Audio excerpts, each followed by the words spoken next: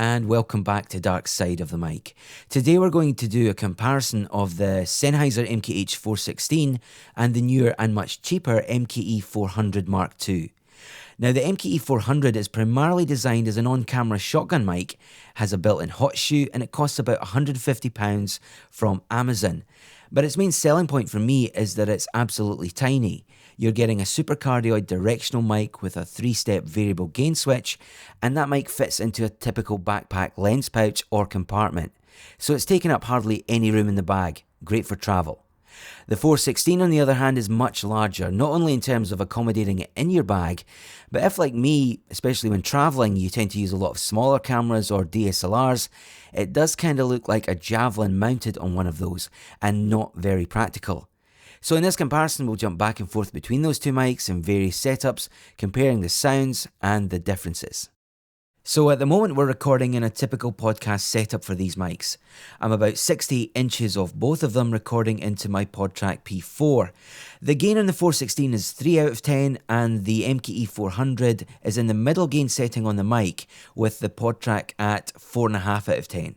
Now we should mention at this point that not all shotguns work very well in indoor spaces at proximity. There is a tendency for some mics to get quite boomy and reverberant, and that's partly a consequence of the design of the interference tube, which can accentuate low frequency reflections, and I think you can definitely hear a bit of that on the MKE 400 here. But having said all that, the 416 is renowned for being very good in this respect, and that's the reason why you'll find this mic as a staple in voiceover studios the world over. It never gets too boomy when you're close to it. But those spaces are typically treated, and while this space has a little bit of acoustic treatment in the room, it's far from ideal. So that's something to bear in mind when you're using any shotgun indoors. Now the MKE 400 does have a low cut filter switch that I've applied now, and that rolls off fairly steeply at about 200Hz. So potentially you could apply this if you felt the proximity effect on the mic was too extreme. But for me, I kind of feel this kind of thins out the voice a bit excessively, and I'd rather do any low cuts in my DAW afterwards, so that I could dial in exactly what I was looking for. But it's here as an option nevertheless. Okay, so let's move on to a practical noise floor test, and as you can probably tell there's considerable difference between them already, especially the way I have them set up at the moment.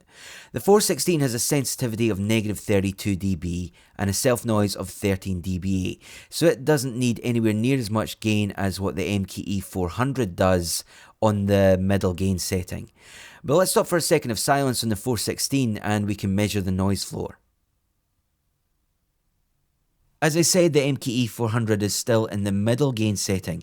That's much less sensitive at negative 42 dB, so needs a fair bit more gain than what the Sennheiser does. Sennheiser don't publish the self-noise figures for this mic, not that I could find anywhere, but let's give it a few seconds of silence on those settings. And now we've selected the plus 20 dB boost setting on the MKE 400. That brings the sensitivity of the mic down to negative 23 dB, which in turn means we can reduce our preamp gain down to 3 out of 10 on the PodTrack. So let's see if that performs any better in terms of noise.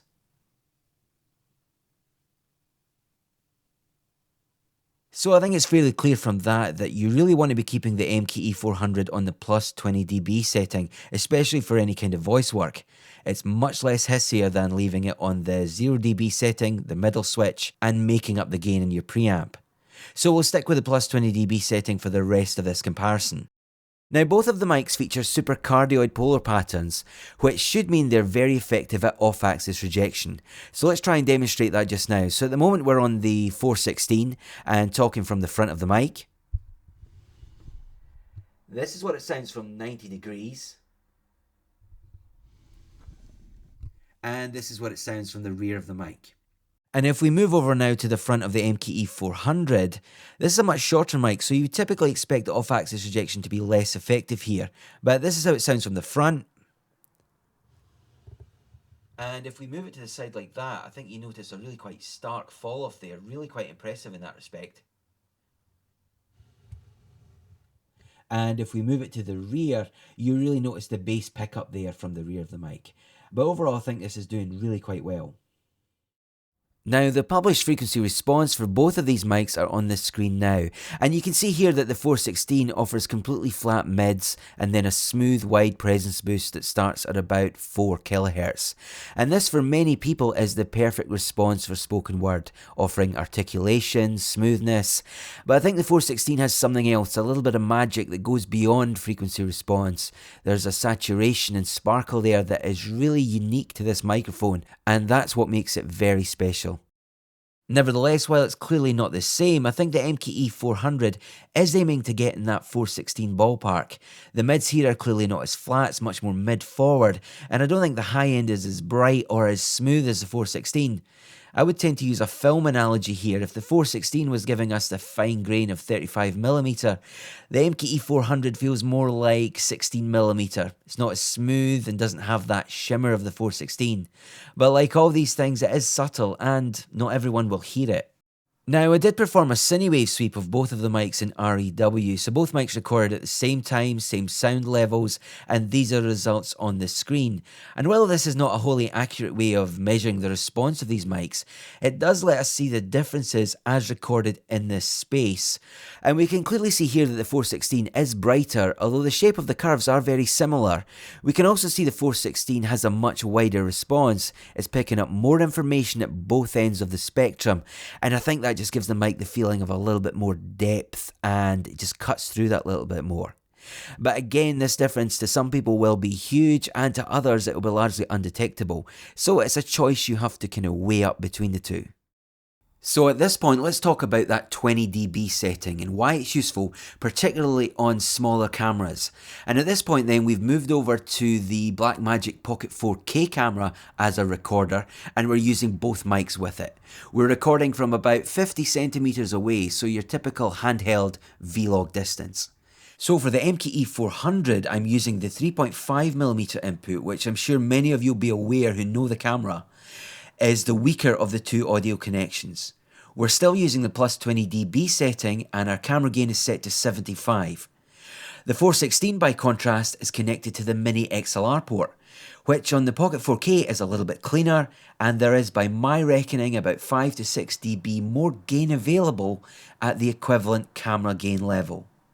So if you're following me, despite on paper the 416 being less sensitive in comparison to the MKE 400 when 20 dB boost is enabled, to be hitting the same levels, we're also at 75 on the camera gain. So let's stop for a second and talk a little bit about on-camera audio and why it typically never sounds very good, nor should you expect it to.